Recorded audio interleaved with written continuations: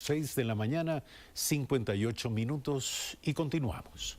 Nuevos cambios en el gabinete. Las carteras de Transporte y Obras Públicas, Acuacultura y Pesca y el Servicio Nacional de Aduanas tienen nuevos titulares. El presidente Lenín Moreno los nombró mediante decreto ejecutivo. Enseguida les contamos quiénes son los nuevos funcionarios.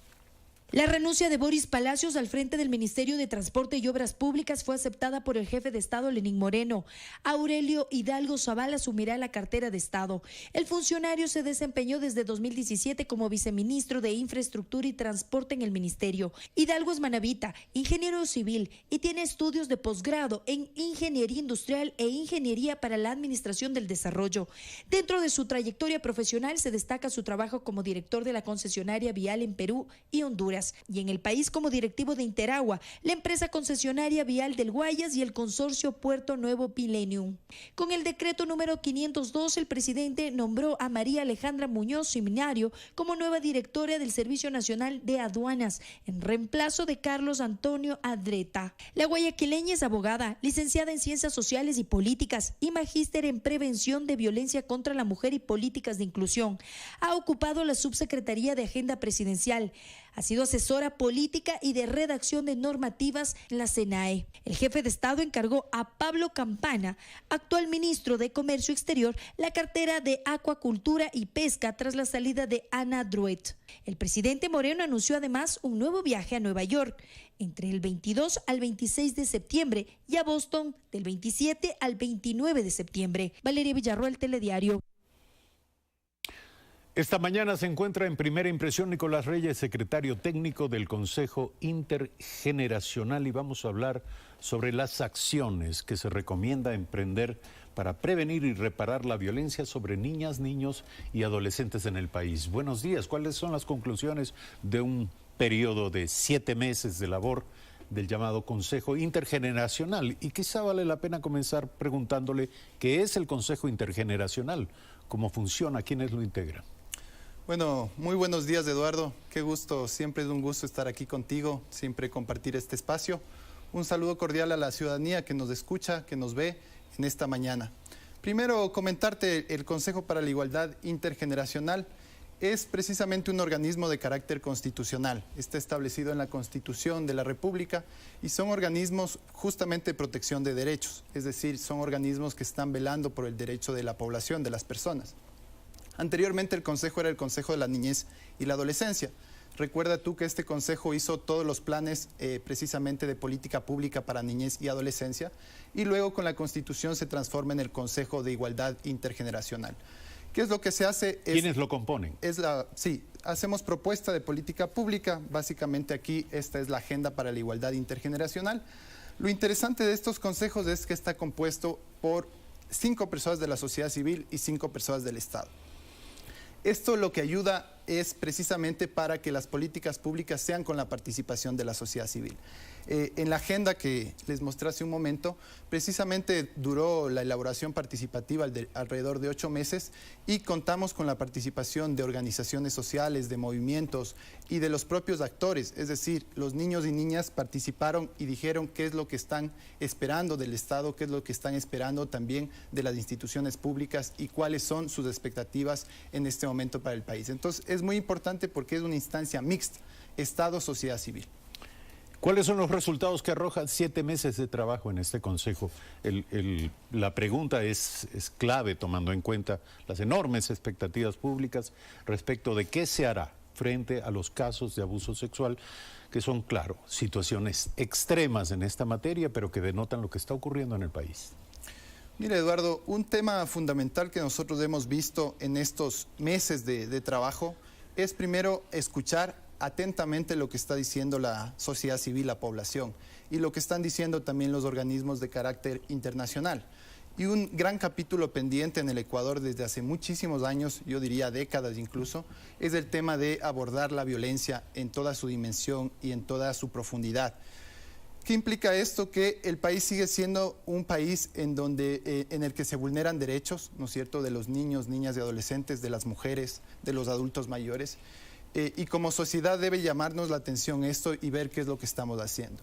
Aquí hay un caso muy particular que nos están llamando la atención desde, por ejemplo, el Comité de Derechos del Niño de las Naciones Unidas, que dice precisamente que en el país se necesita una política mucho más clara para la atención de los casos de violencia sexual contra niños, niñas y adolescentes.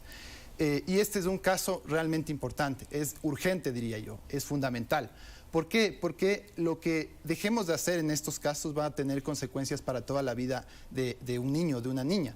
Recordemos que cuando un niño o niña es abusado sexualmente, eso es equiparable en materia internacional, en distintos, digamos, textos, es equiparable a la tortura. ¿Sí? Cuando alguien ha sido violado en su infancia, en su niñez, en su adolescencia, es equiparable a que te hayan torturado. Eso lo dice las Naciones Unidas. Entonces, si es que nosotros no hacemos algo pronto, ¿sí? Realmente las consecuencias sociales son muy fuertes. ¿Y qué es lo que hay que hacer? ¿Qué es lo que han concluido debe ser hecho? Bueno, primero hay que ver la dimensión del problema.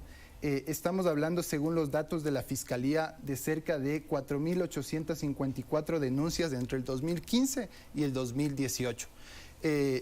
O sea, fijémonos la dimensión, son miles de casos, no son decenas, no son centenas, son miles de casos que están pasando cada año. Y hay que destacar que son apenas los casos denunciados. Son apenas los casos denunciados, porque evidentemente hay, por ejemplo, estudios de UNICEF que dicen que alrededor de 2 de cada 4 personas que les ha sucedido esto no denuncian.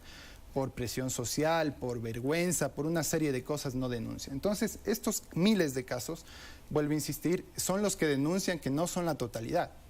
Entonces, la primera recomendación, Eduardo, que nosotros hemos realizado es la creación de una comisión de la verdad. Una comisión de la verdad que esté elevada al más alto nivel, como en otros países, de las 5 funciones del Estado, que cuente con la participación precisamente de los sobrevivientes de crímenes de violencia sexual, que cuente con la participación de organismos de carácter internacional de defensa de derechos humanos, con la academia, y precisamente para ver 3 temas. 1, una investigación a profundidad. 2, un tema de propuestas precisamente para la reparación de las víctimas, que pasa incluso por reconocer casos que actualmente están seguramente ocultos, que no han salido a la luz.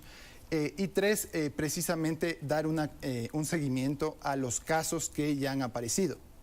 En ese sentido, nosotros creemos que fue fundamental esta comisión que se conformó en la Asamblea Nacional, la Comisión AMPETRA, que está precisamente este mes acabando sus funciones para presentar un informe final. Y en esta informe nosotros hemos realizado esas recomendaciones. La primera es el tema de la creación de una comisión de la verdad del más alto nivel, que permita, ¿no es cierto?, esclarecer estos hechos y que permita que no exista impunidad. Del más alto nivel significa designada a través del presidente de la República. Eso sería lo ideal que sea por un decreto presidencial en donde se conforme esta comisión de la verdad, que esté claramente establecido también un órgano técnico que permita justamente hacer un seguimiento de los temas y que permita sobre todo tener un espacio. Las comisiones de la verdad generalmente tienen una duración entre 2, 3, 4 años, que permita estar en permanente diálogo con las víctimas sobrevivientes de estos casos. Ahora, una comisión de la verdad suele ser un mecanismo de justicia transicional, es decir, se produce en un momento en el que se agotó la capacidad, por una razón o por otra, se agotó la capacidad de la institucionalidad permanente para responder a este tipo de circunstancias. En este caso, se habla de una comisión de la verdad que investigue aquellos casos que ya están siendo investigados o judicializados a través de la propia Fiscalía y de los órganos regulares de la justicia. Mira, Eduardo, no creo que se haya agotado, yo creo que más bien está empezando un trabajo. E indudablemente lo que nosotros hemos visto a través del estudio que hemos podido hacer es que la dimensión sobrepasa, ¿no es cierto?, ahorita las capacidades institucionales en muchos casos. ¿Por qué? Porque la gravedad es gigante, ¿no? Lo que está pasando, por ejemplo, a nivel mundial, con los casos de violencia sexual que se están apareciendo en la iglesia, sí, que desde la propia Santa Sede están llamando, ¿no es cierto?, para ver qué está pasando, porque la dimensión es global. Precisamente ese tipo de casos nos debe mostrar acá en el país, que también hemos tenido los casos que sucedió en Cuenca, en Guayaquil, nos debe mostrar que la dimensión, como tú decías, está solo apareciendo la punta del iceberg. Eso implica que los casos que no han sido denunciados, ¿por qué?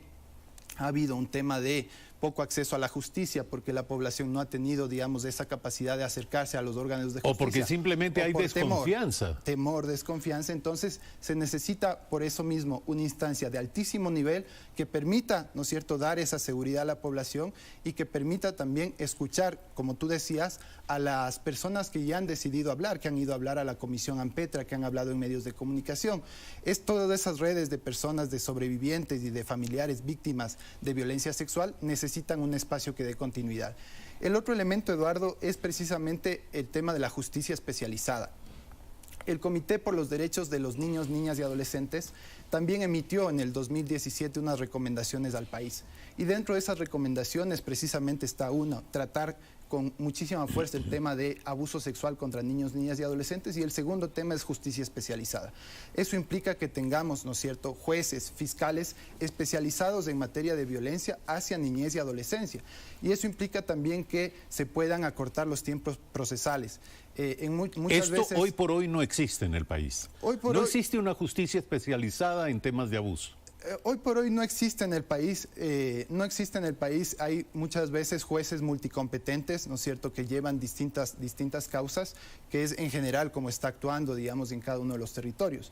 Y eso implica que nosotros tengamos jueces especializados y también implica algunos otros elementos fundamentales. Por ejemplo, que existan más psicólogos, que existan más médicos, que existan más peritos, que podamos hacer una combinación entre educación superior, ¿no es cierto?, y los temas de prevención, atención y reparación de víctimas de violencia. Que las facultades de psicología, por ejemplo, tengan maestrías, posgrados en materia de violencia. Todos estos son elementos que ya varios organismos internacionales nos han recomendado. Lo segundo explica lo primero. Si reconocemos que no hay una justicia especializada, que no está dando adecuado proceso a las revelaciones o denuncias en esta materia, eso explicaría por qué se percibe la necesidad de una comisión de la verdad, que más allá de sus implicaciones institucionales, muy probablemente responde a una demanda social, pública del país, para saber qué verdaderamente ha sucedido, cuántos casos, y sobre todo para dar la oportunidad a las víctimas de que finalmente cuenten la verdad y persigan la justicia. Estas serían las dos recomendaciones básicas en esta materia. Sí, hay una última recomendación que son la implementación de cambios normativos. Recordemos nosotros que el país pasó hace algunos meses por una consulta popular y en esa consulta popular se hablaba de la imprescriptibilidad de los delitos sexuales, es decir, que un delito sexual no prescriba porque las víctimas a veces se demoran 4 o 5 años, a veces se han encontrado casos de 20 años después que deciden, ¿no es cierto?, hablar, porque claro, si es que un niño o niña a los 3 años es violentado sexualmente, obviamente no está en ese momento en su desarrollo, ¿no es cierto?, emocional, en su desarrollo, digamos, humano en ese momento para decirlo con palabras. Los niños lo dicen con dibujos, lo dicen de otra forma. Y a veces necesitan tener tiempo, eso se llama el derecho al tiempo, 10, 15 años después, en donde dicen, muy bien, yo ya estoy, ¿no es cierto?, en este momento preparado. Entonces la recomendación sería ratificar la demanda de que se trata de crímenes imprescriptibles. Sí, uno, el cambio de tipo penal para que sean tortura, que sean imprescriptibles, que eso esté claramente establecido en el Código Orgánico Integral Penal. Y dos, una reforma integral al Código de la Niñez y la Adolescencia para amplificar y profundizar un capítulo sobre prevención, atención y reparación de víctimas de violencia y para tratar justamente los temas que hemos visto que son déficit en política pública. Nicolás Reyes, secretario técnico del Consejo Intergeneracional. La noticia es, se propone una comisión de la verdad en el Ecuador para conocer y escuchar nuevas denuncias también, conocer aquellas que ya han sido hechas, pero sobre todo dar la oportunidad a las víctimas de que denuncien y persigan justicia, como dijimos hace un instante, en torno a los casos de abuso sexual. Gracias por estar aquí esta mañana. Eduardo, muchísimas gracias. Un saludo a todos quienes nos han visto esta mañana. Muy amable. Gracias.